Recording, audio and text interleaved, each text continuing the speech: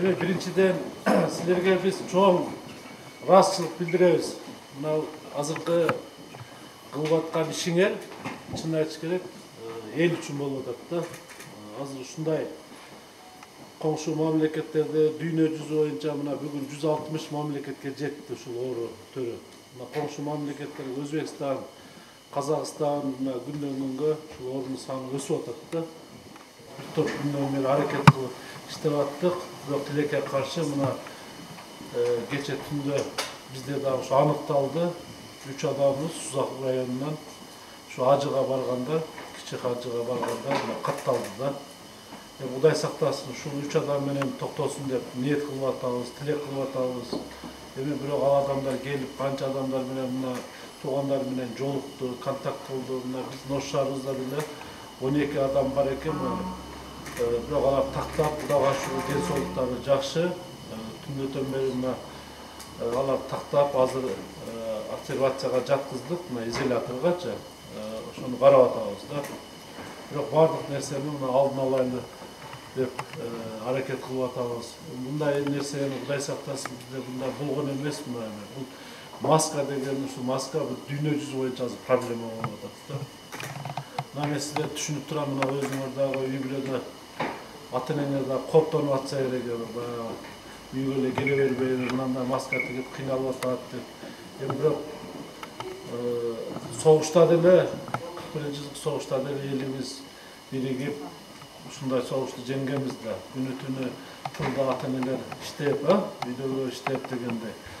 Анан эми мындайда баардыгыбыз патриоттор болушубуз керек, элдик патриоттор. Мына азыр жетекчилер менен сүйлөшүп атабыз. Мен буга чейин дагы өкмөт башчыбыз Мухаммедкалый Дүйшөкбекович менен сүйлөштүм. Мына биз ушу Дастан жоопкерчиликтеги ишкана күнүнө 5000ден 10.000ден ушундай маска тигип атат деп баардыгыбыз мына мен вице-мэрлер келип көрүп, анан өзүм дагы угуп, мына силер боюнча биз өкмөткө дагы маалыматтарды берип аттык да, сүйүнүп аттык. Ушу өзүбүздө эң негизгиси ушу тиге баштады деп. Азыр Ошто биздин ишенгенибиз силер болуп атасыңар да. Мына кыздарыбыз, карындаштарыбыз эле. Ушул силерден башка эч ким азыр маска тикпей атат да. Ошон үчүн эми жакшы иштеп бергиле, мына биз деле эмне жардам болсо берели. Мына азыр МДСте салыктан деп атат, кредити бар экен, ай сайын 650 миң сомдон. Ошол жактарын мындай узартканга макулбу, жардам берели. Мен ойлойм, кылып аткан ишиңер эл үчүн болуп атат кыздарыбыз, ошон иштеп бергиле. Ата-энеге, үйдөгүлөргө туура түшүндүрүп, биз мына медик керек болсо медиктерди дагы бул жерден коюп берели, силерге антисептиктерди койдуруп берели, койсоңор керек, өзүңөр деле. Тамак ашты деле ушул жерге өзү уюштуруп атса керек. Биз дагы колдон келишинче силерди колдойлу, эми силер эл үчүн иштеп бергиле. Мына азык-түлүк жагынан эч кандай проблема болбойт.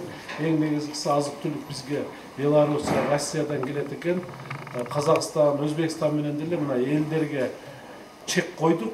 Адамдардын ар бир каттабасында. Бирок чоң грузовой машиналарга, темир жолго ал каттамдар жабылбайт да. Эң негизгиси азык-түлүк келип турат. Мурун кандай болсо ошондой эле болот. Просто элибиз өзүбүз баягы ажиотаж калтырбашыбыз керек, чочулабашыбыз керек да. Un мына мамлекеттик матрезетте мына бизге берген маалымат боюнча 1 жылга жетерлик бар деп атат. Мына күн ысып кетип атат, Кудай буйрса. 27-28 градуска кетсе, бул оору деле өтүп кетет да.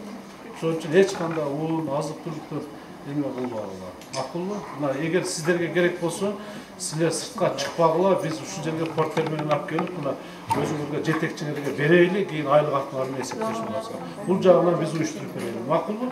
Un керек десеңер жерге алып келип, керек болсо адресиңерди берсеңер, үйгөргө жеткиздирип коебуз. Макулбу? Эч кандай ал жакта силер мына жерде көңүлү ток кылып, ушу эл үчүн мына күнү түнү иштеп бергиле. Ушунча силер элге иш кылып атсаңар, биз силерге un жеткизип бере албасак, эме болот.